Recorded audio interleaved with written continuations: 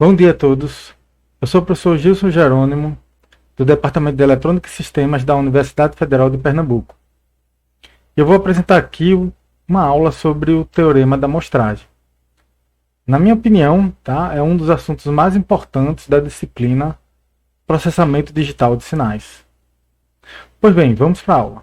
Um dos componentes mais importantes do teorema da amostragem é o conversor contínuo para discreto. A equação dele é simples, tá? Basicamente ele vai mostrar um pedaço do sinal contínuo, né, em intervalos fixos em segundos, tá? Esse intervalo é o que nós chamamos de período de amostragem. Está representado por essa letrinha aqui T, tá? Então aqui, ó, por exemplo, né, supondo que aqui é o tempo 0, né, aqui é o tempo T, 2T, vai ser feita uma amostragem exatamente nesse ponto, tá? E aí você vai obter esse sinalzinho aqui em vermelhinho, tá? Que são essas amostras aqui, tá? Então aí quando você amostra, você perde informação do tempo, tá? Você fica agora com a amostra 0, a amostra 1, a amostra 2, então você passa para tempo discreto. Entre o sinal em tempo contínuo e o sinal de tempo discreto existe um sinal intermediário, tá? Que é um sinal no qual ele é feito pegando esse sinal analógico aqui e multiplicando por um trem de impulso, tá? Você faz isso, você zera todos os valores, né, do seu sinal analógico que não foram amostrados e vai ficar apenas com os pontos amostrados, né? Só que aqui agora você vai ter impulsos, tá? Lembrando que impulsos são sinais, né, com amplitude tendendo para infinito e área bem definida. Tá? No caso aqui, as áreas seriam exatamente as amostras do sinal x de n. Tá? O interessante é que para você encontrar uma relação matemática, tá, entre os espectros do sinal analógico e o sinal amostrado, né, que seria um espectro utilizando a transformada de Fourier de tempo discreto, né, nós podemos utilizar esse sinal aqui intermediário, tá?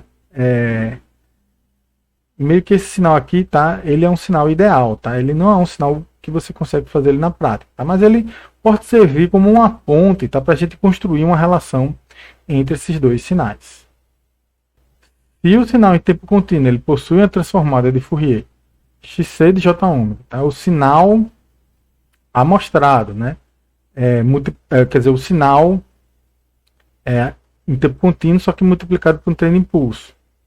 Ele vai ter vamos chamar isso aqui de um espectro, né, XS, tá? Então esse sinalzinho aqui, e aqui temos o sinal em tempo discreto, tá? Que ele vai ter a transformada de Fourier em tempo discreto, tá? Então tá aqui as conversões, tá? O que acontece é que esse e esse aqui, ele tem uma relação, que é dado por isso aqui, tá? Basicamente esse espectrozinho aqui, desse sinalzinho aqui, eles são cópias deslocadas do espectro do XC de J ômega, tá? Deslocadas, né? Nesse intervalozinho aqui, 2π sobre t, e também multiplicado por um fator de 1 sobre t, né? Esse 1 sobre t seria a frequência de amostragem. E esse sinal aqui, com o sinal em tempo discreto, tá? Ele tem também uma relação, é basicamente um escalonamento, tá? Então um é um escalonamento do outro. Se você combina essas duas relações aqui, nós temos a relação principal, tá, que é dada por isso aqui. Tá? A ideia dessa aula não é demonstrar isso aqui, tá? Isso aqui nós fizemos em sala de aula, também tem no livro, tá? Mas é entender como nós podemos desenhar esses espectros. Okay?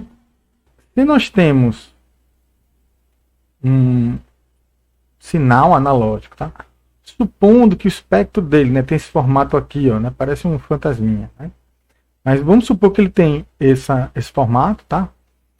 Esse valorzinho aqui, essa frequência aqui em radianos por segundo, ômega n, tá? É conhecido como a frequência de Nyquist em radianos por segundo, tá? Seria algo como sendo a frequência máxima do sinal. A partir dessa frequência, você pode considerar que o sinal é praticamente zero, tá, na frequência. Tá? Então vamos supor que esse sinal ele tem essa banda limitada, tá? E aí se a gente for desenhar o espectro desse x de elevado a j ômega, nós vamos ter esse mesmo sinal, tá? Aqui eu desmembrei aquele somatório, né? Então vamos ter uma cópia exata do sinal, mais uma cópia deslocada de menos 2π, de mais 2π sobre t, né? Menos 2π sobre t, e todos os múltiplos, né, de 2π sobre t. Vamos ter uma cópia disso aí. Né? De tal maneira que você vai construindo cópias desse sinal. Aqui, tá? Note que né, se a frequência de amostragem for grande o suficiente, tá? Essas cópias vão ficar separadas na frequência. Tá? Né? Ou seja, a mesma coisa se, né, lembrando que é a mesma coisa que o período de amostragem ser pequeno o suficiente, tá? Esse valorzinho aqui ele vai aumentando, tá? E aí a relação entre a transformada de Fourier de tempo discreto do sinal amostrado com relação a esse xs de Jω, basicamente é um escalonamento, tá? Ou seja, ele vai fazer esse 2π sobre t virar o 2π, né? Essa metade aqui virar o π, né? Então vamos ver como é que vai ficar. Ficaria assim, tá? Esse escalonamento, tá? Esse pontozinho aqui, né? Seria o 2π sobre t menos ωn, né? E quando você pega o sinal amostrado, ele vai ser o 2π menos ωnt. Tá? Então, basicamente, é um escalonamento agora. Tá? Por quê? Porque esse sinal de tempo discreto, o espectro dele é periódico de período 2π. Note, então, tá, que você pode analisar, né, o espectro, tá, do sinal amostrado tanto pelo xs como pelo x de elevado a Jω. Tá? Eles são equivalentes, tá? A diferença entre um e outro é apenas um escalonamento. Tá? Então você pode, a partir disso, verificar se esses espectros estão completamente separados. Tá? Se esses espectros estão separados a tal ponto que eles não se tocam, tá? Você vai ter uma cópia perfeita desse sinal aqui dentro do intervalo de menos π a π no sinal amostrado. Tá? E essa equação, né, você pode ver de duas maneiras. Tá? Lembrando, esse ponto aqui seria o 2π sobre t menos o ωn. Tá? Esse aqui é o ωn. Então, se esse ωn aqui, tá, ele é menor do que esse pontozinho aqui, né, que é o 2π menos ωn, você tem essa condição satisfeita. Tá? Da mesma forma, né, se você multiplicar todo mundo aqui pelo período de amostragem, né, você teria essa equaçãozinha aqui. Então, se esse ωnt for menor do que o 2π menos ωnt, né, é basicamente essa equaçãozinha aqui. Tá? Então, olhando pelo xs, você tem essa aqui de cima. Olhando pelo x de elevado a Jω, você tem essa segunda equaçãozinha aqui. Tá? E aí, se você chama, tá, o período, né, como sendo o inverso da frequência de amostragem, tá, em Hz, e a frequência de Nyquist, tá, em radianos por segundo, ele é 2π vezes a frequência de Nyquist em Hz, tá?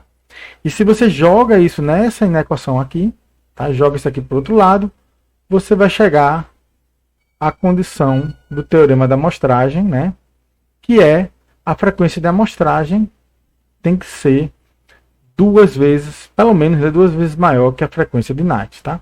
Isso é fácil de ver, tá? Porque aqui, ó, daqui do 0 para o ωn, tá? Você tem uma frequência de Nyquist, tá? Aqui, ó, desse ponto para cá, você também tem, né, essa bandazinha daqui, também é uma frequência de Nyquist, tá? E esse ponto aqui, que é o 2π sobre t, é exatamente a frequência de amostragem em radianos por segundo. Tá? Então, ó, se essa frequência de amostragem ela for pelo menos duas vezes maior do que a frequência de Nyquist do sinal, esses sinaizinhos aqui eles não vão se tocar. Certo? E aí a condição do teorema da amostragem ela é satisfeita. Se você tem então um sinal analógico, tá, que ele é amostrado, e você obtém aqui as amostras, né, dele, tá aqui o x de n, né? Então, se a condição do teorema da amostragem for satisfeita, né? Ou seja, a frequência da amostragem for maior do que 2 vezes a frequência de Nernst, tá? Isso aqui é a mesma coisa, tá? O livro do Oppenheimer, por exemplo, ele usa muito isso aqui, tá? Que é o módulo de xc de j ômega, ele vale 0 para módulo de ômega maior ou igual a π sobre t, tá?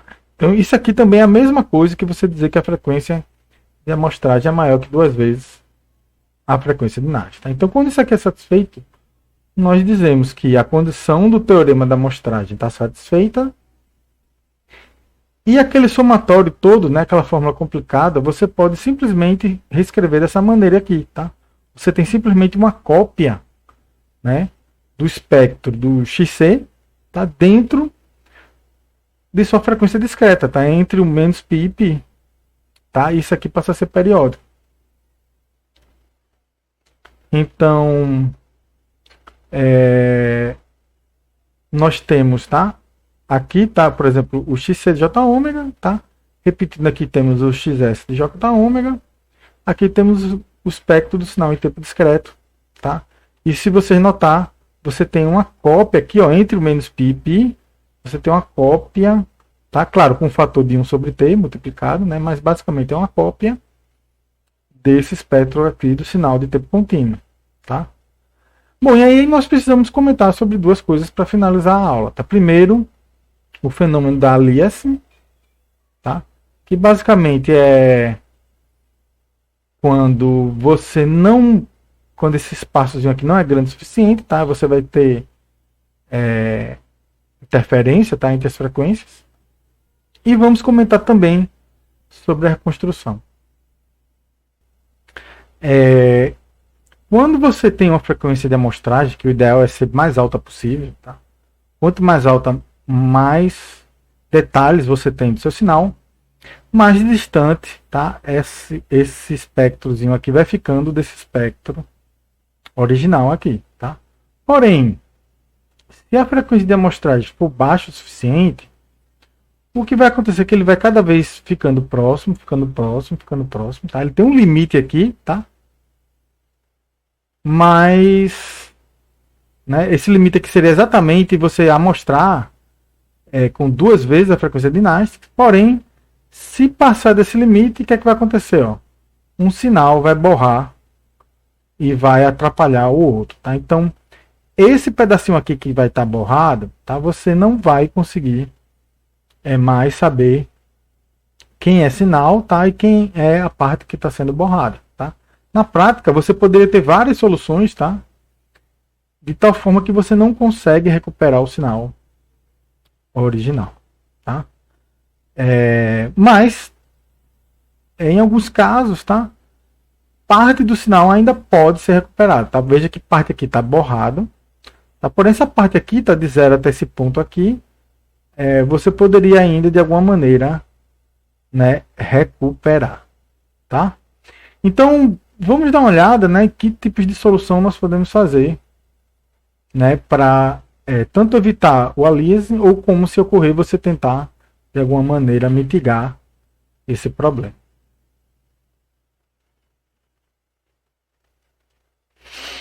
Então, você tem na prática, tá, 2 formas de lidar com isso, tá?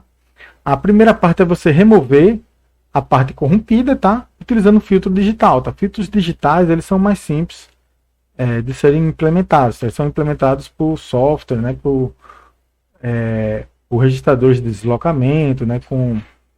Então, é mais simples, tá? Mais simples do que um filtro analógico no qual você tem que usar capacitores, indutores ou amplificadores operacionais, né? Então, vamos analisar essas 2 situações, tá?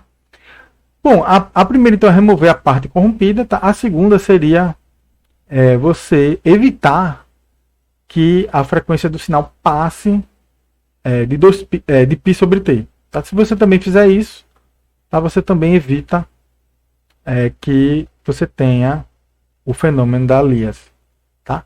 Porém, essa última aqui é um pouquinho mais complicada, porque você tem que fazer isso utilizando um filtro analógico, tá?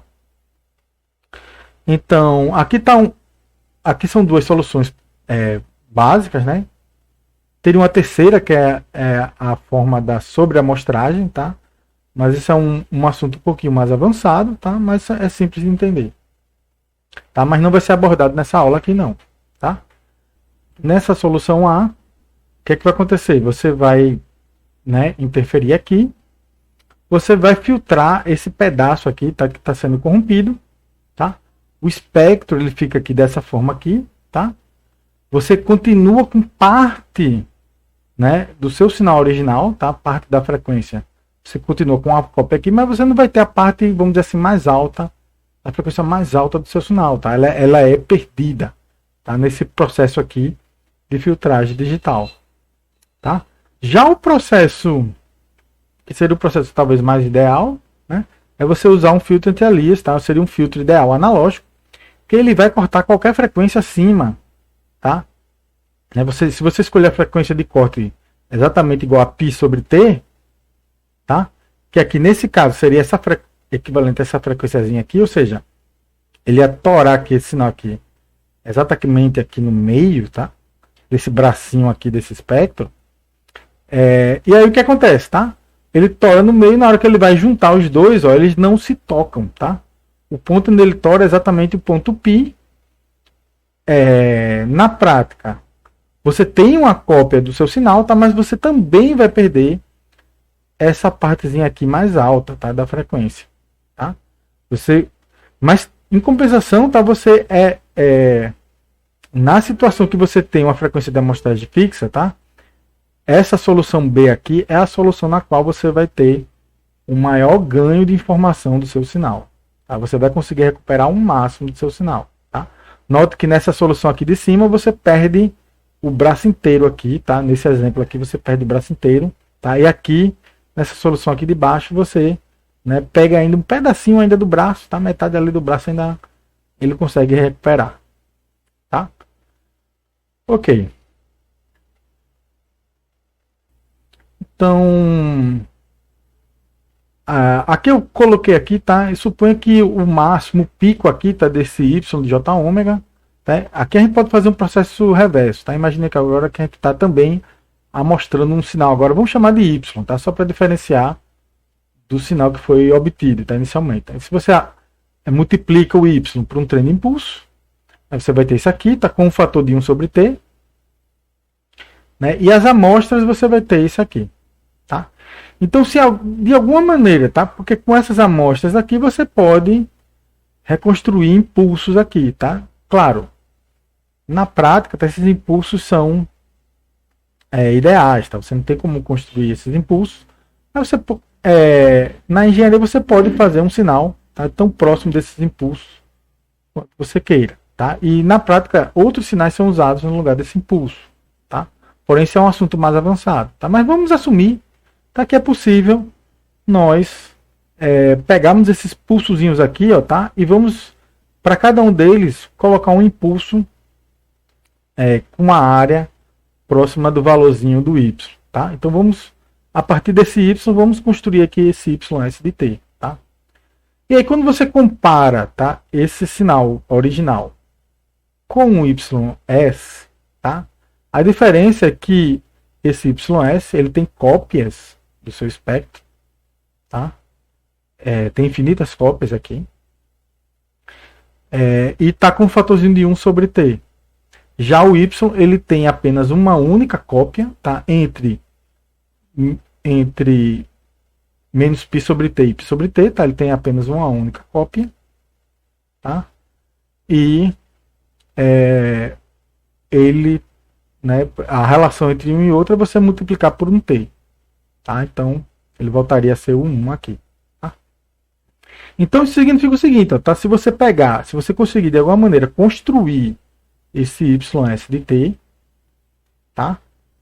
Você ficaria com o espectro dessa forma, tá? Se você pegar esse espectrozinho aqui, aplicar ele no filtro analógico, tá? Com frequência de corte π sobre t, ou seja, você vai cortar, né? Você vai pegar um filtro passa baixa, vai deixar passar o que está abaixo de π sobre t, vai cortar o que tiver acima, tá? Lembrando que esse filtro tem que ser analógico, tá? Isso é um problema. E o ganho tá? O ganho do filtro que você vai dar é um ganho de t, tá? Porque aí ele volta a ser esse valorzinho aqui 1. Tá? Então, na prática, se você aplicar esse filtro aqui nesse YS, você vai recuperar o sinal, vamos dizer assim, né, todo bonitinho aqui, né, quase como se ele tivesse interpolado. Pois bem, então, olha, basicamente, tá, a forma de reconstrução que vai ser usado é essa, tá? Você vai pegar suas amostras e vai meio que reconstruir, tá? Note que é quase equivalente a você fazer uma espécie de convolução, né, do seu sinal, né, com impulsos, né? E aí você reconstrói aqui o YS de T. Tá? Se você aplica nesse filtro aqui, tá? Que vamos chamar de filtro de reconstrução, tá? Em algumas vezes esse filtro também é chamado de filtro anti-alias, tá? Só que esse filtro ele tem que ter ganho π sobre T e frequência de corte π sobre T. Tá? Quando ele faz isso, tá? E aqui agora está o esqueminha, né, desse reconstrutor, tá?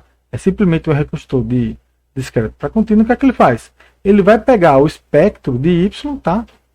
Que está entre menos π e π e vai jogar para entre menos π sobre t e π sobre t, tá? E vai multiplicar por um fatorzinho de t, tá? E para frequências acima disso ele vai zerar, certo? Ou seja, a sua saída é sempre a saída de um reconstrutor, tá? Discreto para contínuo, é sempre o sinal que está limitado em banda, tá? E em termos da frequência ele nunca vai passar de π sobre t, tá? Isso considerando o caso ideal.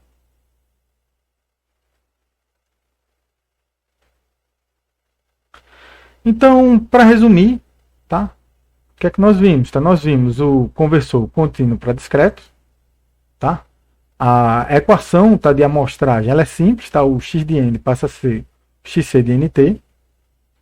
Na frequência em tempo discreto, tá? Você tem essa expressão aqui, que ela é um pouquinho complicada, tá? Porém, se a condição do teorema da amostragem for satisfeita, né, você pode simplificar para essa expressão aqui, ou seja, x elevado a j ômega, ele passa a ser uma cópia, tá, do espectro do xc, tá, entre módulo de ômega menor do que π, tá, entre menos π e π. Tá, isso aqui vai ser periódico do período π. Tá, então você consegue simplificar isso aqui. Tá? E você tem um conversor, tá, de discreto para contínuo, que basicamente vai pegar o espectro do y, seja lá qual for o y, tá, vai multiplicar por t, tá? O espectro do y, como é um sinal de tempo discreto, é sempre periódico, tá? O que é que ele vai fazer? Ele vai cortar as cópias e vai deixar uma única cópia, tá? Aquela copiazinha que estava entre menos π e π vai passar a ficar entre menos π sobre t e π sobre t, tá? E fora desse intervalo vai valer zero, tá? Então esse é um resumo. Bom, pessoal, então esse é o teorema da amostragem, tá? É toda a teoria da disciplina de processamento digital de sinais, ela se baseia, tá, nesses dois conversores, porque agora nós podemos pegar sinais analógicos, tá, converter para sinais em tempo discretos, e nós podemos usar qualquer ferramenta que existem várias ferramentas, tá? Existem derivadores, integradores, filtros passo-abaixo ideais, ou tão próximos do ideais quanto nós queremos, sistemas de multitaxa, transformada wavelet. Então tudo, quase 90%, tá, do processamento de sinais hoje, ele é feito de forma digital, tá? Então aqui começa, tá, aqui é a base do curso de processamento digital de sinais, tá? Então aqui, quando você pega essas amostras, você pode calcular a transformada discreta de Fourier, você pode projetar filtros digitais de fase linear, você pode projetar atrasos perfeitos, tá? Coisa que para sistemas analógicos, tá? Era um problema difícil, é um problema difícil ainda, né? você construir um atraso puramente analógico, né? Você construir um filtro de fase linear é muito difícil, está totalmente analógico, tá? Não, praticamente ainda não se sabe como fazer isso, tá? Mas se você converte o sinal em tempo discreto e reconstrói, você consegue fazer isso de forma muito simples com processamento digital de sinais, tá? Bom, então esse aí é um resumo, tá, do teorema da amostragem. Espero que ajude vocês, tá, no estudo de vocês, tá? Um abraço a todos e até a próxima.